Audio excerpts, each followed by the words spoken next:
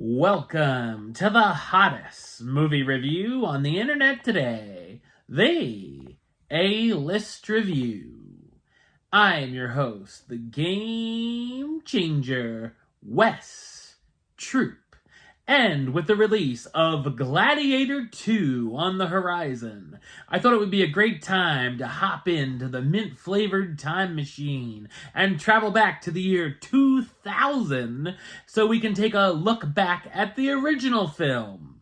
My review of the 2000 historical epic film, Gladiator, coming up now.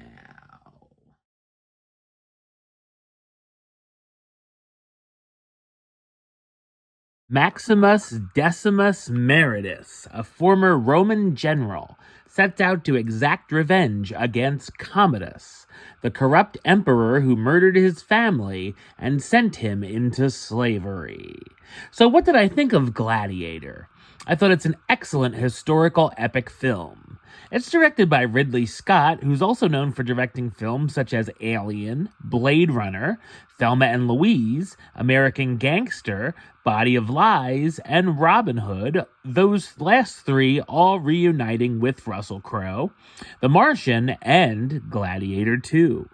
The film was released on May 5th, 2000 to a positive response from critics and audiences alike and would become the second highest grossing film of the year.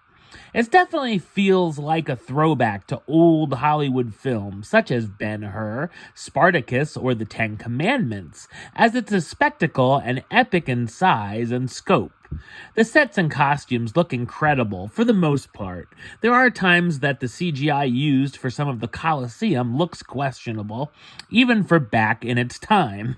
Obviously, one of the highlights of the film are its gladiatorial battle sequences, which are exciting, including everything from chariots to tigers.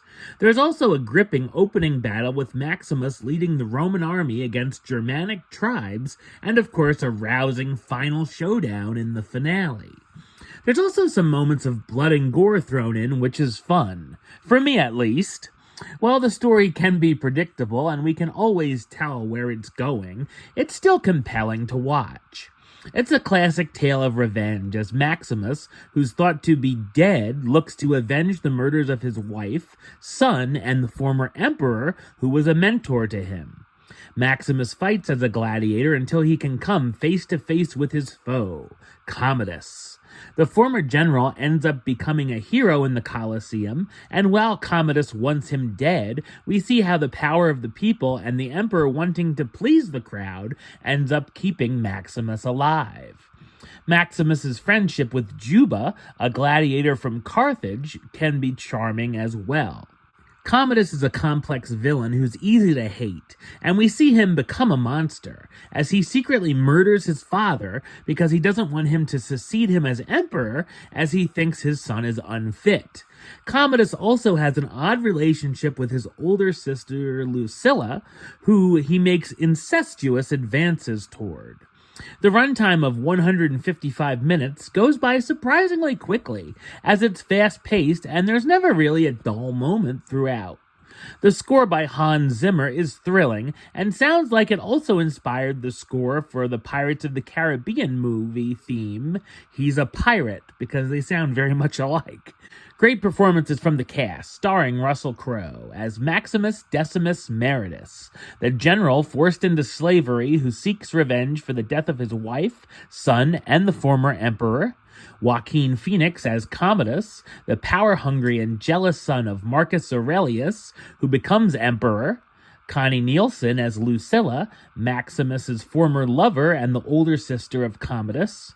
Richard Harris as Marcus Aurelius, the elderly emperor who wants Maximus to take the throne with hopes of turning Rome back into a republic.